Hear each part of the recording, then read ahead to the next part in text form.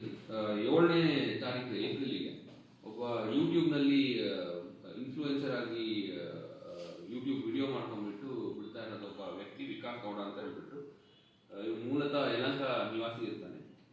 ಇವನು ಏರ್ಪೋರ್ಟ್ನ ಇಲ್ಲಿಗಲ್ ಆಗಿ ಟ್ರೆಸ್ಪಾಸ್ ಮಾಡ್ತಾನೆ.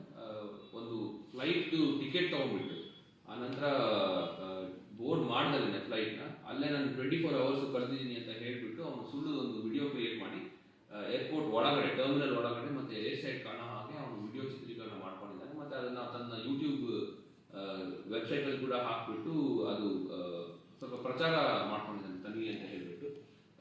ಏರ್ಪೋರ್ಟ್ ಟರ್ಮಿನಲ್ ಆಗಲಿ ಅಥವಾ ಏರ್ಪೋರ್ಟ್ ಏರ್ ಸೈಡ್ ಆಗಲಿ ಅಥವಾ ಫ್ಲೈಟ್ಗಳದ್ದೇ ಆಗಲಿ ಯಾವುದೇ ತರ ವಿಡಿಯೋ ಚಿತ್ರೀಕರಣ ಮಾಡೋದು ಇಲೀಗಲ್ ಆಗುತ್ತೆ. ಮತ್ತೆ ಅದು ಅಪ್ರೋಪ್ರಿಯೇಟ್ ಅಥಾರಿಟಿ ಯಾರಿದ್ದಾರೆ ಕಾಂಪಿಟೆಂಟ್ ಅಥಾರಿಟಿ ಪರ್ಮಿಷನ್ ತಗೊಂಡೇನೆ ವಿಡಿಯೋ ಚಿತ್ರೀಕರಣ ಮಾಡಲಿಕ್ಕೆ ಅವಕಾಶ ಇದೆ.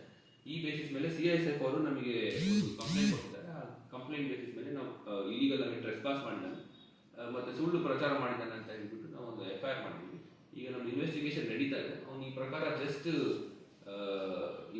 ತನ್ನ ಪ್ರಚಾರಕ್ಕೆ ಮಾಡ್ಕೊಂಡಿದ್ದಾನೆ ಅಥವಾ ಬೇರೆ ಏನಾದ್ರು ಇದು ಹಿಂದೆ ಇದೆ ಅಂತ ಕೂಡ ನಾವು ಇನ್ವೆಸ್ಟಿಗೇಟ್ ಮಾಡ್ತೇವೆ. ಮೇಲ್ನೋಟಕ್ಕೆ ಕಣ್ಬರೋ ಹಾಗೆ ಇನಿಷಿಯಲಿ ಅವನು ಅದಕ್ಕೆ ಅಂತಾನೆ ಯೂಸ್ ಮಾಡಿದ್ದಾನೆ.